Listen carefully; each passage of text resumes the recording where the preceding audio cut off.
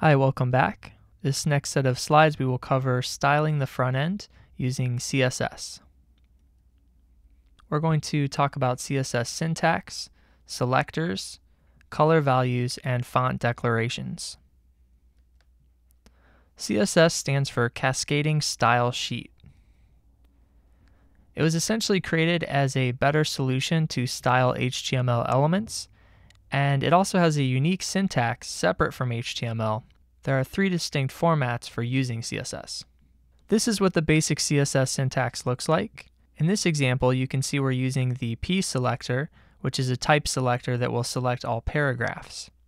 Then following in curly braces, we're able to make a declaration or a CSS rule that will change something about whatever element is selected, in this case all paragraphs. You can see that the declaration or CSS rule is made up of a property and a value, and that a colon separates the property from the value.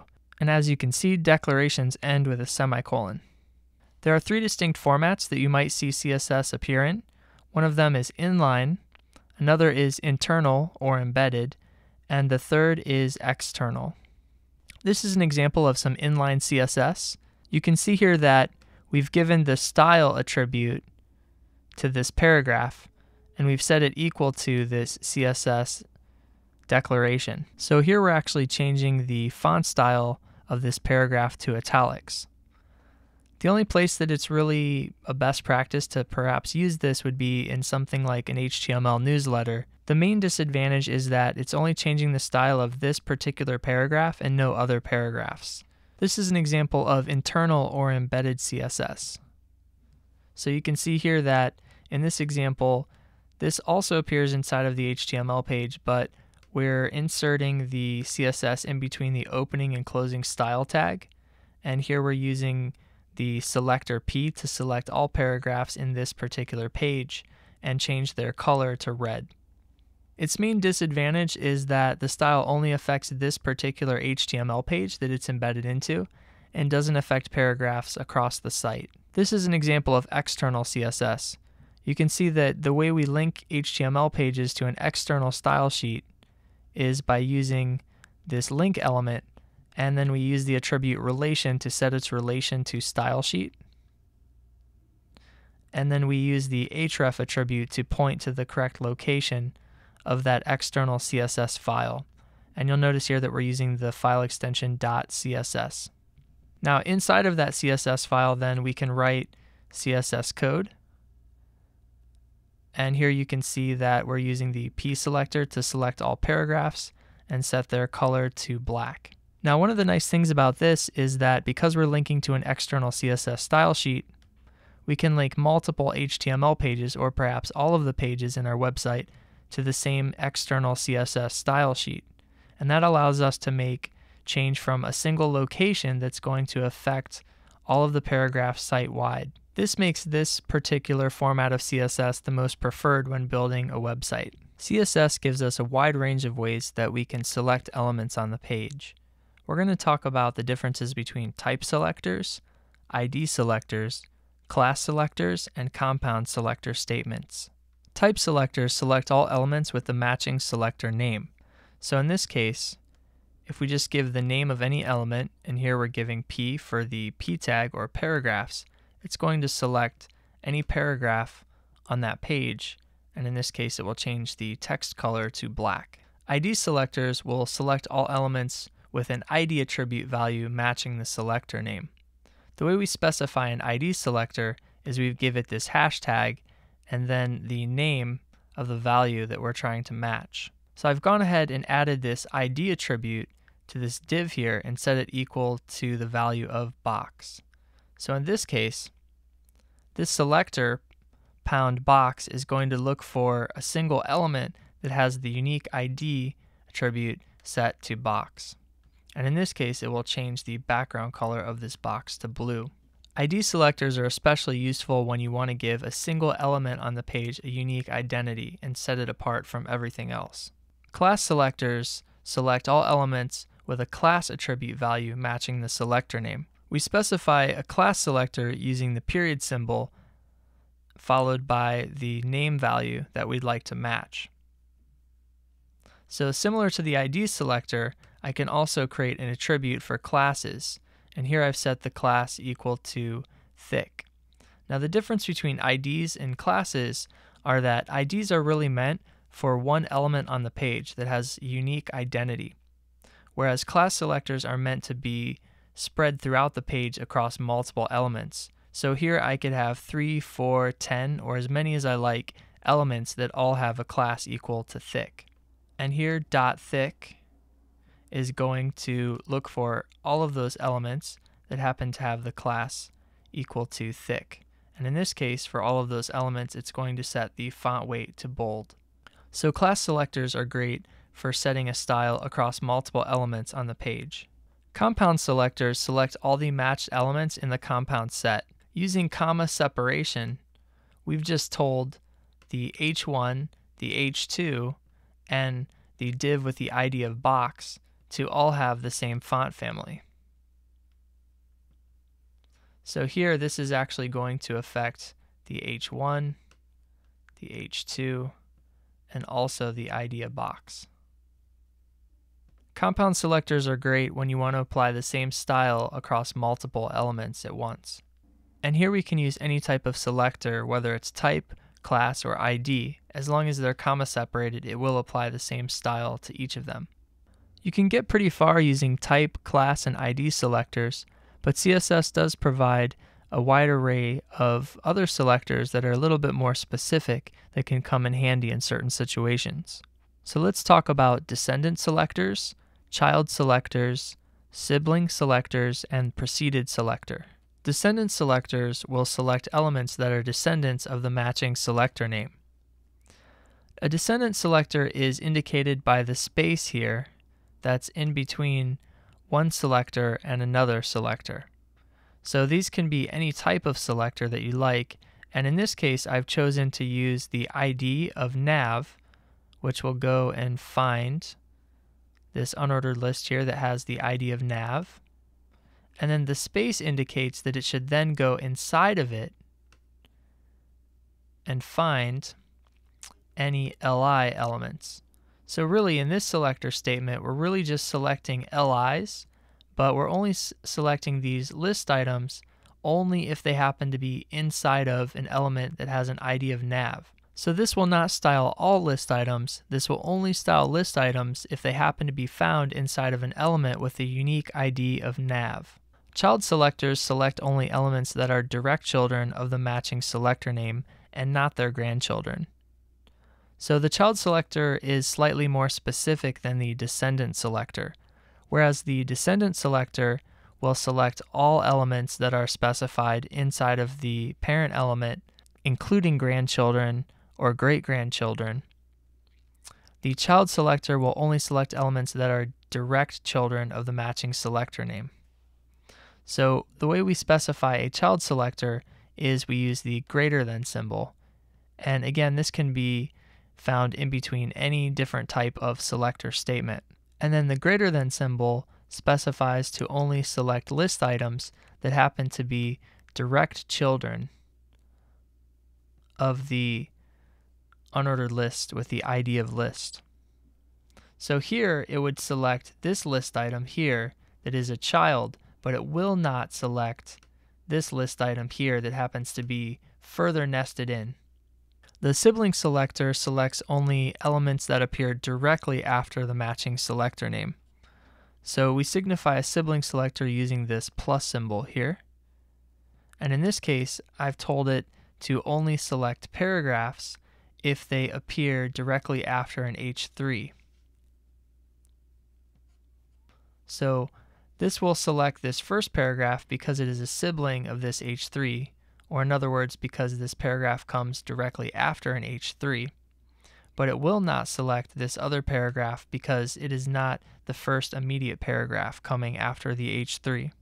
Preceded selectors will style all matched elements preceding after the selector name. So you can see here that I've given this paragraph the class of style after, and by using the tilde, I can specify that all H2s that proceed after the class of style after will be styled. Now this is slightly more general and all-encompassing as compared to the sibling selector, whereas the sibling selector will only style the element that comes immediately after that element. This will actually style multiple H2s or all H2s that happen to follow after this class of style after. Some additional selectors we have at our disposal are the universal selector, the attribute selector, and the pseudo class selector. The universal selector is indicated by the star symbol here, and in this case, this is going to set the color of the text black to any element that hasn't had its color property previously specified. The attribute selector selects elements who have an attribute with the matching value condition.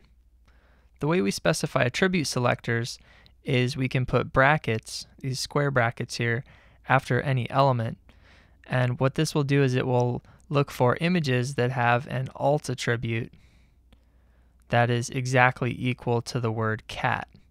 So in this case, it's only going to select images that also happen to have an alt attribute equal to the word cat. So this is actually quite flexible. These are some various filters that you can also add on to attribute selectors.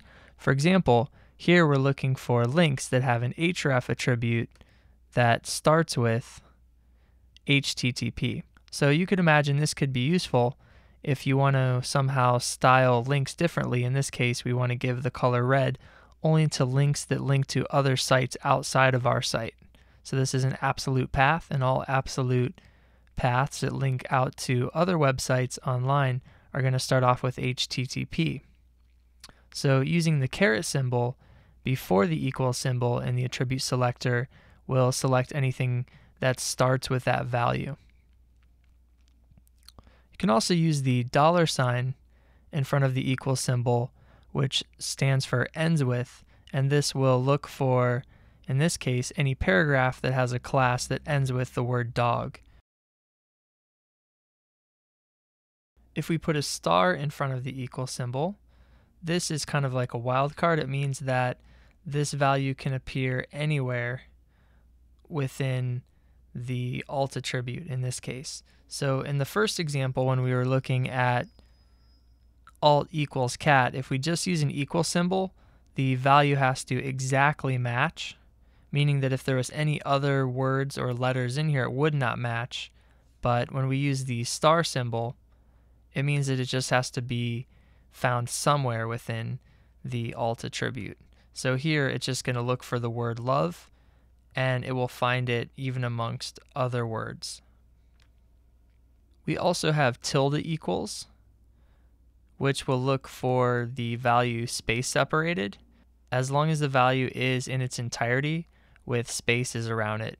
And this is really useful because the class attribute can accept multiple classes with a space in between them. So it's quite common to see two or more classes within a single value.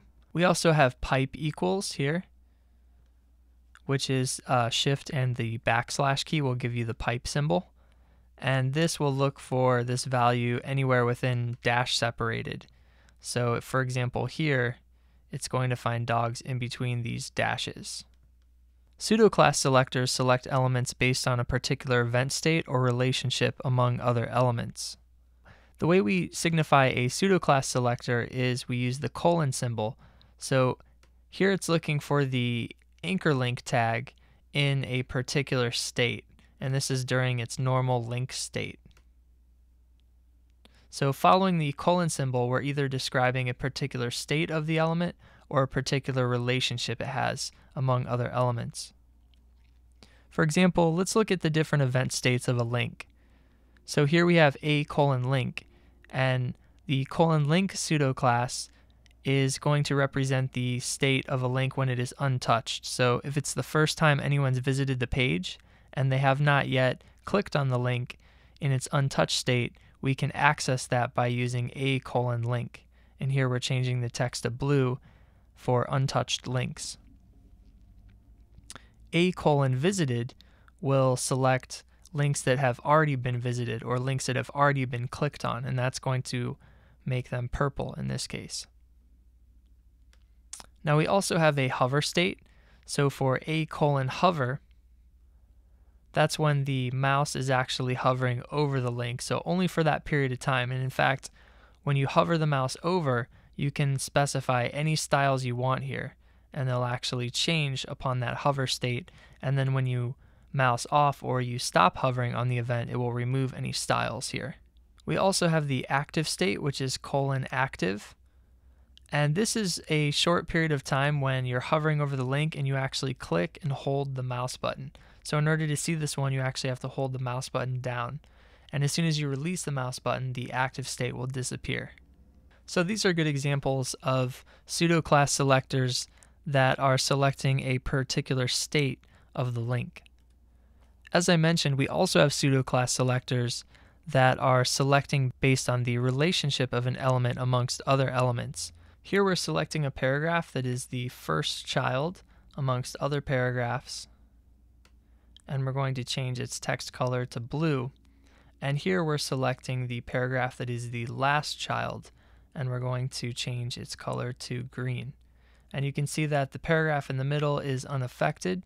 We've only selected the paragraphs based on their relationship amongst other elements. So there's quite a lot more pseudo-class selectors. I'm going to provide a link at the bottom of the page for you to check out other ones. One thing to keep in mind though is that not all pseudo-class selectors are supported by all browsers.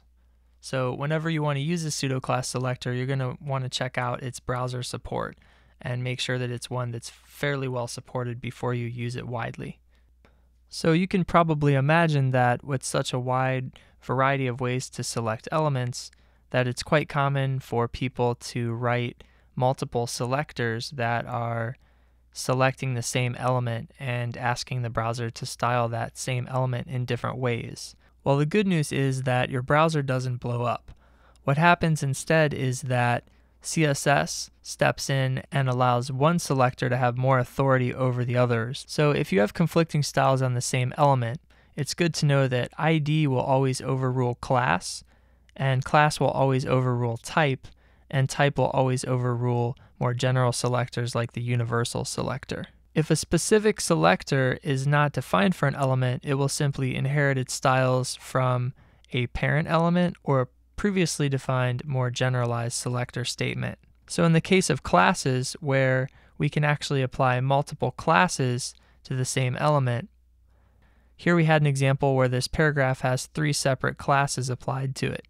And in this situation, if shelter was telling the text to be red, and dog was telling the text to be blue, and shots was telling the text to be black, since these are all equal in specificity in that they're all classes, what happens is the class furthest to the right will overrule the ones to the left. When conflicts arise where you have selector statements with equal authority, CSS will listen to the last style that it was told to apply.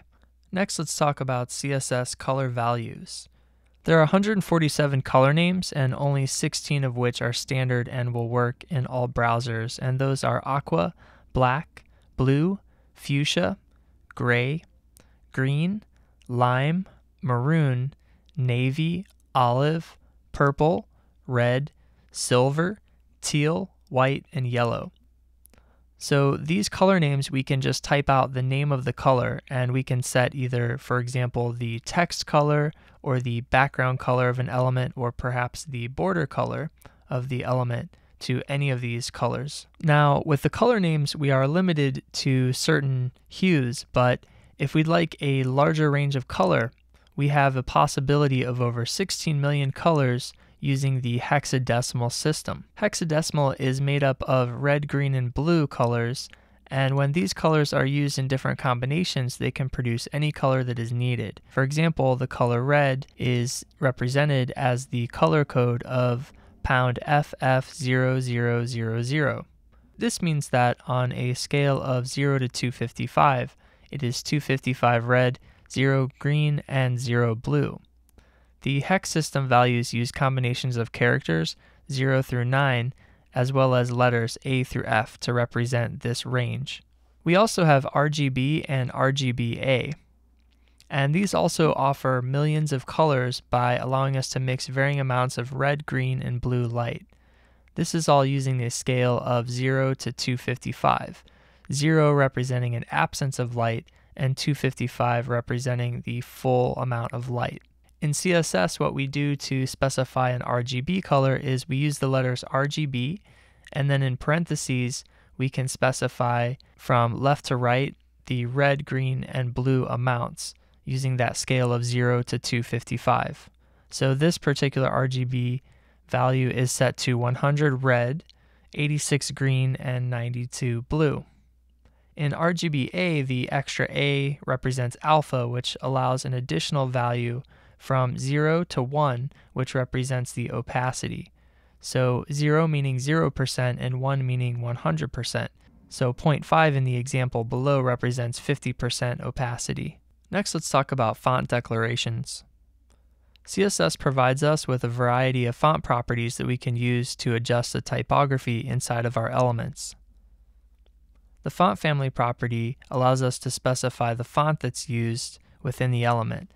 So here, for example, we're trying to use the font Arial, and using comma separation, it will fall back to additional fonts if the user does not have the first font on their system. So here, if they don't have Arial, it will fall back to Helvetica, and if they don't have either Arial or Helvetica, it will fall back to using a generic sans serif font. We can also set the font style property, which default is normal, and we can also set it to italic. We can also set the font size either using percents, ems, points, or pixels, and we can also set the font weight, which defaults to normal, but can also be set to bold or bolder. We can also use the color property to change the color of the text. So here you can see we can either give it the color names that we discussed previously, or a hexadecimal value, or an RGB value. Additionally, we also have the font property, which is a shorthand that allows us to combine many of these properties above into a single property. So here, we're telling the font to be bold and to be 1 em in size, and to have a /line height of 2 ems, and to try and use the font Arial, and if Arial isn't available, to fall back to sans serif. We also have various text properties that will affect the entire body of text. So here, for example, we can see text align allows us to align the text to the left, the center, or the right. We can also specify text decoration and set it to none, underline, overline, or line through. We can also set text indent, which will only affect the first line of text in a paragraph. So there we can indent again using percents, ems, points, or pixels. In CSS3, we also have the ability to set text shadow. The way this works is it will set a drop shadow onto the text, and here the first value is setting the horizontal offset, the second value is setting the vertical offset, and the third value is setting the feather or the blur radius, and the fourth value here is setting the color. We can also use text transform, which will change the text to either capitalize the first letter, set all of the text to lowercase, or set all of the text to uppercase.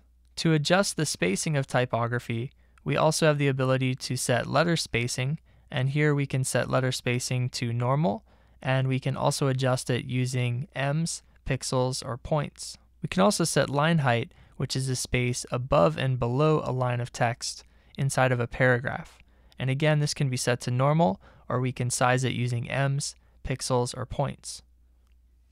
We can adjust the spacing in between words using the word spacing property. We can also set the word wrap property, which will allow words that are too long to fit on the line to either wrap below if it's set to normal, or if we set it to break dash word, it will create a hyphen inside of the word, wrapping the rest of the text that doesn't fit after the hyphen below. We can also set the white space property, which will set whether or not the text will wrap, depending on if the line of text is longer than the containing element. Another nice new feature of CSS3 is the ability to use our own custom fonts. To use your own custom font, you're going to want to move that font file into a fonts folder inside of your website project.